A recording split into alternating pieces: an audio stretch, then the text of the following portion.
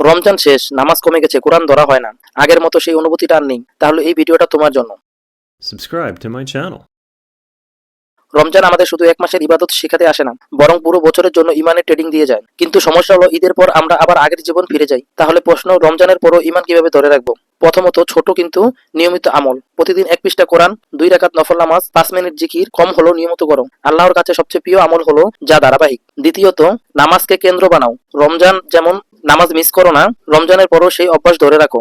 নামাজ ঠিক থাকলে জীবনও ঠিক থাকে। তৃতীয়ত, সঙ্গ বদলাও। যারা তোমাকে আল্লাহর কথা মনে করায় তাদের সাথে বেশি থাকো। ইমান একা টিকে থাকে না, ভালো পরিবেশ লাগে। চতুর্থ, হারাম কমাও, হালাল বাড়াও। সব একদিনে ছাড়তে হবে না, ধীরে ধীরে খারাপ অভ্যাস বাদ দাও। পঞ্চম, রমজানের একটি আমল স্থায়ী করো, যেমন তাহাজ্জুদ সপ্তাহে 2 দিন, বা প্রতি সোমবারে রোজা, বা প্রতিদিন সদকা। আর সবচেয়ে বড় কথা, আল্লাহর কাছে দোয়া করো, হে আল্লাহ, রমজানে যে ইমান দিয়েছো সারা বছর তা ধরে রাখার তৌফিক দান করো। রমজান চলে যায় কিন্তু রব তো সবসময় আছেন। সম্পর্কটা যেন মাসভিত্তিক না, আজীবনের হয়। শেষে একটা কথাই বলবো, রমজানের মানুষ না, সব সময়ের মুমিন হও।